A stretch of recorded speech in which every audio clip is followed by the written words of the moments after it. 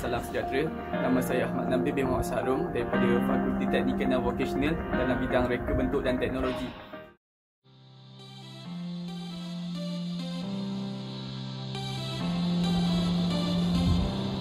Casting proses. Apa itu casting proses? Baiklah, casting proses ataupun dalam bahasa Melayunya tuangan.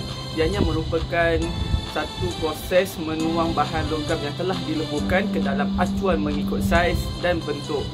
Baiklah, dalam casting proses ini terdapat pelbagai kaedah, antaranya sand casting, investment casting, die casting dan lain-lain. Dalam projek amali ini saya memilih dua kaedah, iaitu investment casting dan sand casting. Ini adalah bentuk projek daripada investment casting ataupun tuangan lilin, dan juga tuangan pasir ataupun sand casting dengan bahan leburnya adalah timah.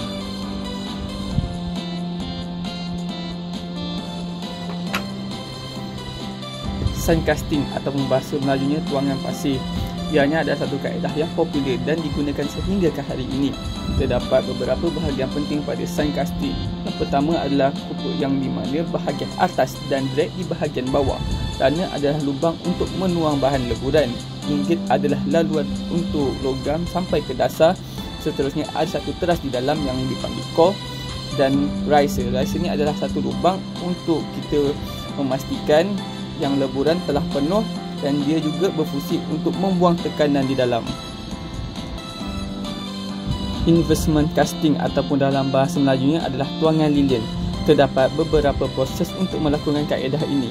Yang pertama, pola lilin, yang di mana ianya telah dibuat menggunakan lilin. Seterusnya, ianya akan dicelupkan kepada bahan yang mudah keras dan tahan haba. Seterusnya, selepas ianya telah dicelupkan ke dalam bahan tersebut, ianya akan dipanaskan supaya lilin di dalamnya akan dapat cair dan keluar daripada bahan tersebut.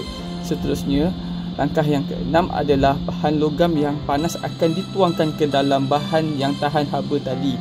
Seterusnya, selepas kering, bahan yang tahan haba tadi akan dipecahkan untuk mengambil bahagian logam yang telah dikeraskan di dalamnya.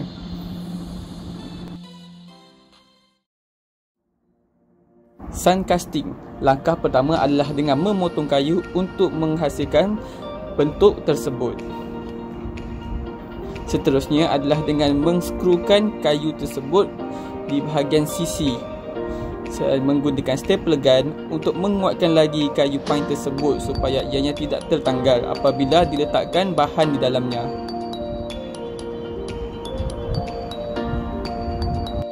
Langkah seterusnya adalah dengan memotong kayu plywood untuk membuat bahagian tapak di bawah kayu pine tersebut. Seterusnya adalah bancuan simen dengan menggunakan air 1:1 supaya simen tidak terlalu keras dan tidak terlalu lembut.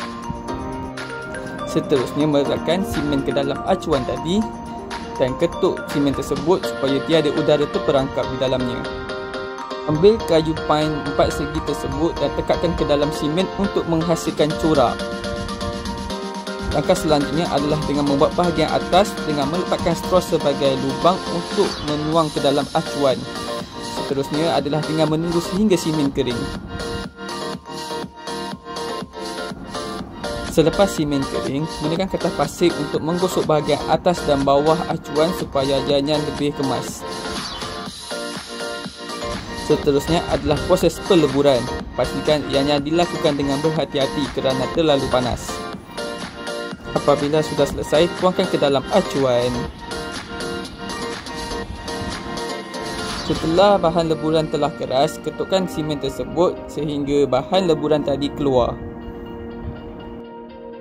Seterusnya, proses kekemasan akan dilakukan dengan menggosokkan file supaya ianya lebih rata dan cantik. Pastikan menggosok sehingga bahan lebihan simen dan timah tertanggal untuk proses kekemasan seterusnya. Langkah seterusnya adalah kekemasan dengan menggunakan grinder. Ianya untuk kelihatan lebih kemas dan cantik. Pastikan menggunakan grinder dengan berhati-hati kerana ianya boleh mengakibatkan kecederaan. Gosok di semua bahagian permukaan logam tersebut supaya ianya kelihatan rata dan kemas. Potong bahagian tepi logam agar ianya kelihatan lebih menarik. Proses kekemasan seterusnya adalah dengan menggunakan metal polish ataupun autosol. Ianya akan membuat timah tersebut kelihatan lebih cantik dan berkilat. Gosokkan sehingga rata. Seterusnya menggunakan kain bersih untuk mengelap permukaan tersebut sehingga ianya berkilat. Inilah hasil daripada acuan sun casting dengan bahan leburan timah yang telah dibuat kekemasan.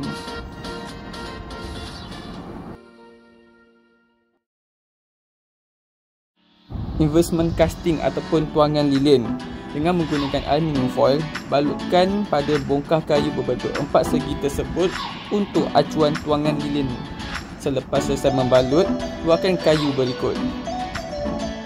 Dirikannya di atas tanah liat supaya ianya tidak terjatuh. Sediakan bahan tuangan iaitu lilin. Seterusnya, hidupkan api dapur gas untuk meleburkan lilin tersebut. Patahkan lilin dalam beberapa bahagian untuk mempercepatkan lagi proses peleburan lilin.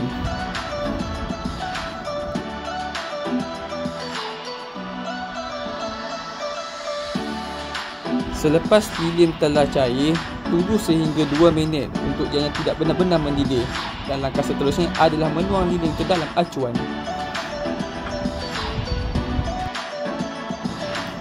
Setelah tuangan telah keras, buka dengan berhati-hati kerana lilin mudah patah.